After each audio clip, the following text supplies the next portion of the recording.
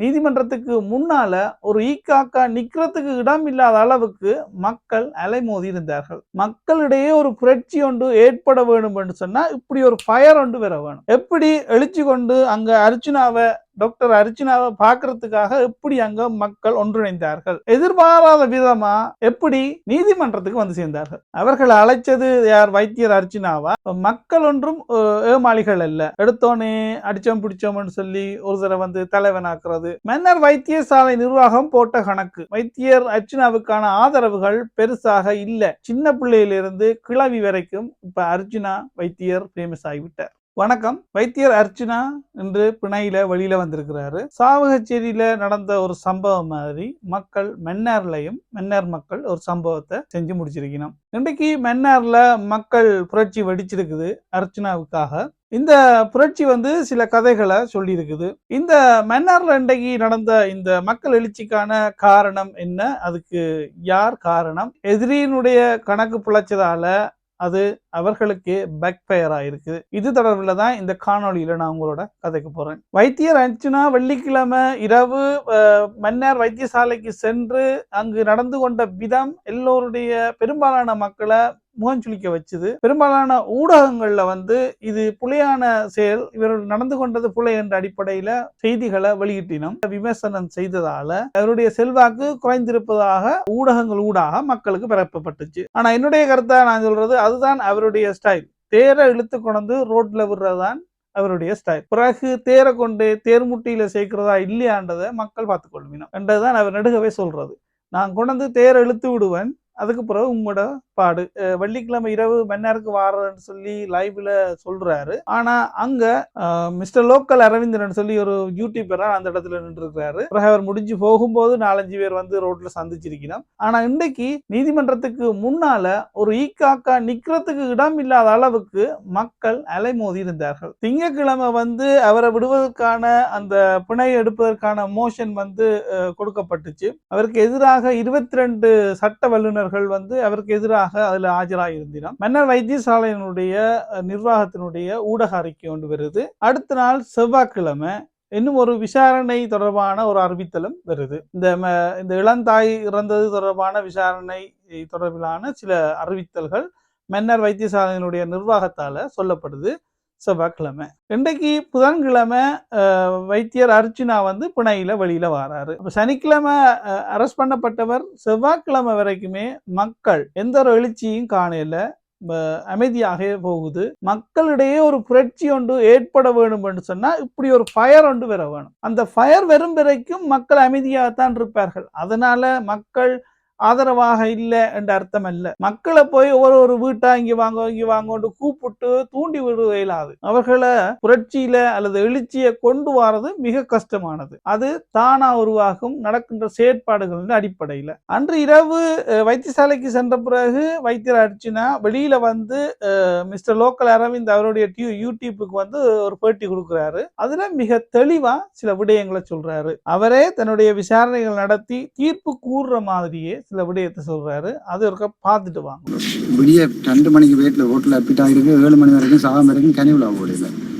அதை பேருந்து நீங்கள் டிபார்ட்மெண்ட் இன்கொயரி செய்ய போகிறோம், நாங்கள் அது எல்லாத்தையும் இன்கொயரியில் செய்ய மாட்டோம்னா ஒரு கந்துடைப்பு வேலை என்ன. உடனே அரெஸ்ட் பண்ணி உடனே இன்கொயரி ஸ்டார்ட் பண்ணி போலீஸில் கேஸ் போட்டிருக்கோம். இது எல்லாருமே சேர்ந்து இப்படி மறக்க சரியான பிள்ளை தானே. இப்படி அநியாயமாக சும்மா கூட செய்யலாது தானே. அப்படின்னா அதுக்குரிய இதெல்லாம் செஞ்சுருக்கோம். பட்டன் இன்கொயரி செய்து டாக்டர்ஸ் அந்த உடனே கோர்ட்ல ப்ரொடியூஸ் பண்ணி இரவு 12 மணிக்கு வந்த பேஷனை பற்றி 7 மணி கனிவிழா போடாமல் விழுந்து செட்டு அப்படி கொள்ள சொல்லுவோம். கொள்ளையடாப்பா இருக்கிற மிஸ்மேராவது போட்டுக்கலாம்.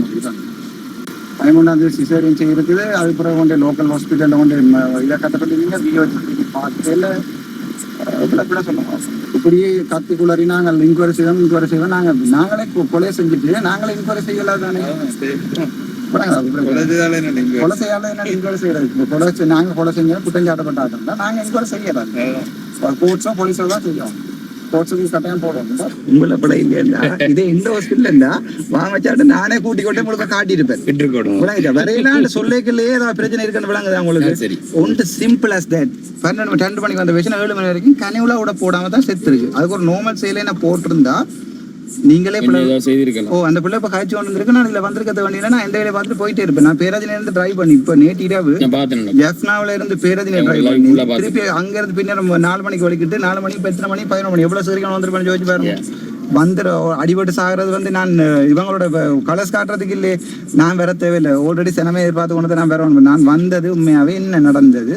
இன்கேஸ் இவையில பிள்ளைன்னு இருந்தா இவ பிள்ளைய ஒத்துக்கொண்ட எல்லாரும் பிள்ளை தானே நாங்கள் உடனே நித்திரா போல நிறவுல நித்திரோம்னா அந்த பேஷண்ட்டுக்கு ஏதாவது நீங்க செய்யலுமா, அது அவுட் ஆஃப் த கோர்ட் போயாவது முடிக்கலுமா. அந்த பிள்ளை வந்து இன்னொரு 70 வருஷம் வாழணும். ஒரு தேப்பன் வந்து ஒரு பெயிண்டர், தாய் வந்து ஒரு படிச்ச யூனிவர்சிட்டி கிராஜுவேட். யோசிச்சு பாருங்க இவ்வளவு பெரிய கொலையோண்ட செய்திருக்க ஒரு வீட்டுக்காண்டு அந்த வீட்டுல இப்ப யோசிச்சு பார்க்கணும் மாதிரி. நான் அதை யோசிச்சுட்டு தான் நான் வந்தேன். நான் அவங்க பாபாண்டு எல்லாரும் சொல்லிருக்கல யோசிச்சு போட்டு தான் நான் வந்தேன். எனக்கு கொண்டு வந்து இந்த டாக்டர்ஸ் பேர் தெரிஞ்சா நாளைக்கு போலீஸ்ல கம்ப்ளைண்ட் போட்டு நான் போயிடுவேன். அது பிறகு கம்ப்ளைண்ட் எடுக்கிறதும் எடுக்காது. அந்த பேஷண்ட்டுக்கு வந்து நீங்க யோசிக்கிறீங்களா இப்ப கால் பண்ணி விரட்டி இருக்கிறாங்க. அப்ப அந்த படி நான் சொல்றது அப்படியே கிடக்குது. டாக்டர் காலமையில இருந்து கால் பண்ணி கொண்டு ஒருத்தரோட ஒன்றும் கதைக்காது. நான் பெருந்தரைக்கும் அதோட அந்த பேஷண்ட் அம்மாட்ட அந்த டாக்குமெண்ட் எல்லாத்தையும் பறிச்சு எடுத்துருக்காங்க. இனி எழுதி கொடுக்கலாம் தானே விரும்பின மாதிரி. நானும் டாக்டர் தானேடா, எனக்கு தெரியாது. பாப்பா நாங்க என்ன நடக்கும். வைத்தியர் அர்ச்சனா மிக தெளிவா சொல்லியிருக்கிறாரு. இது மருத்துவ கவன இனத்தால, மருத்துவ அசண்ட இனத்தால இது ஏற்பட்ட ஒரு மரணம். இதனை மிக விரைவாக விசாரிச்சு உடனடியாகவே தண்டனை கொடுக்கப்பட்டிருக்க வேணும். தெளிவாக அன்றே அவர் சொல்லிட்டாரு. 7ஆம் தேதி காலை புதன்கிழமை நீதிமன்றத்துக்கு முன்னால நிறைய நூற்றுக்கணக்கான ஆயிரக்கணக்கான மக்கள் திரண்டிருந்தார்கள். அப்ப இவர்களை யார் அங்க வர சொன்னது? எப்படி எழுச்சி கொண்டு அங்க டாக்டர் அர்ச்சனாவை பார்க்கறதுக்காக எப்படி அங்க மக்கள் ஒன்றிணைந்தார்கள்? அடக்குமுறைகளுக்கு எதிரான ஜனநாயக அமைப்புடைய தலைவர் மன்னர் வஸ்தரிப்பு நிலையத்துல ஆர்ப்பாட்டத்துக்கு வாங்கன்னு சொல்லி அழைப்பு விடுறாரு.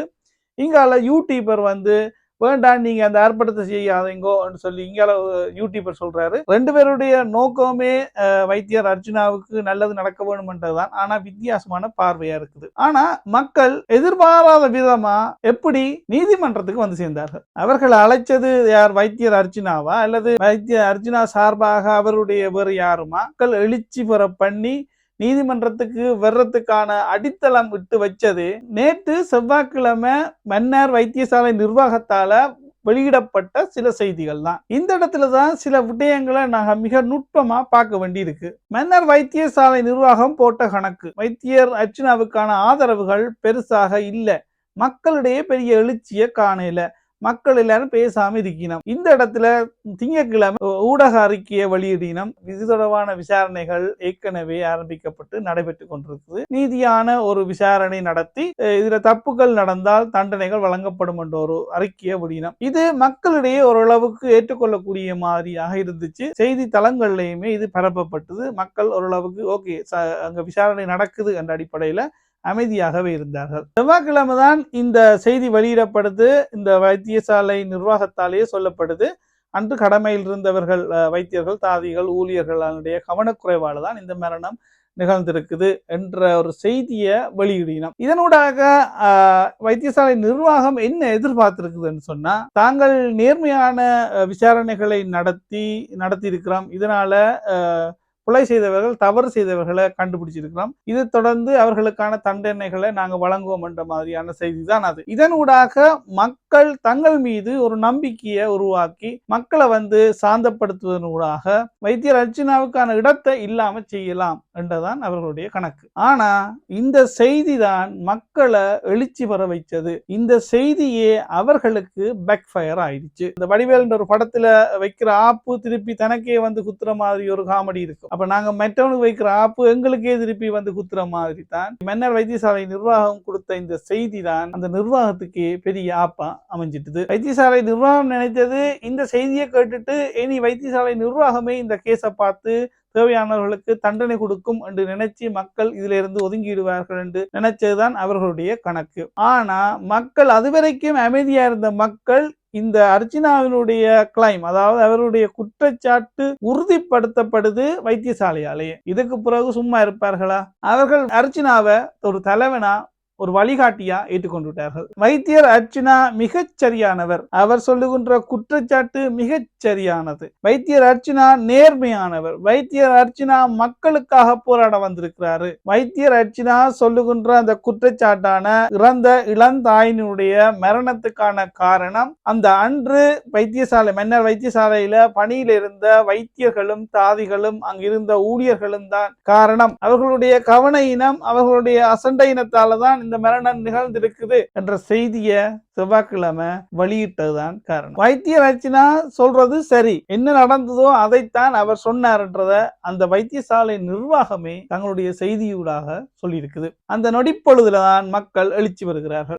மக்கள் ஒன்றும் ஏமாளிகள் அல்ல. எடுத்தோனே அடிச்சோம் பிடிச்சோம்னு சொல்லி ஒரு தடவை வந்து தலைவனாக்குறது, தலைவாண்டு கத்துறது, எடுபிடிகள் 4-5 எடுபிடிகள் வேணும் என்று சொன்னா குவார்ட்டருக்கும் பிரியாணிக்குமாக சில பேருக்கு பின்னால தெரிஞ்சு எங்கள் தலைவன் எங்கள் தலைவான்னு சொல்லி எங்கள் தளபதி என்று சொல்லி திரியலாம். ஆனா மக்கள் எளிதில ஒருத்தர தலைவரா ஏற்றுக்கொள்ள மாட்டினோம். மக்கள் ஒருவரை தங்களுடைய வழிகாட்டியா ஒரு தலைவரா ஒருத்தரை ஏற்றுக்கொள்ளணும்னு சொன்னா மக்கள் வந்து அவரை நம்பணும். மக்கள் ஒரு தடவை அவரை நம்பிட்டாங்கன்னு சொன்னா அதுக்கு பிறகு மக்கள் கைவிட மாட்டினோம். பொது மக்கள் என்று பார்க்கும்போது அவர்கள் வந்து கையாளாகாதவர்கள் மாதிரி தான் இருக்கும். ஏன்னு சொன்னா அவர்கள்ட்ட அதிகாரங்கள் இருக்காது, பண வலிமையும் இருக்காது.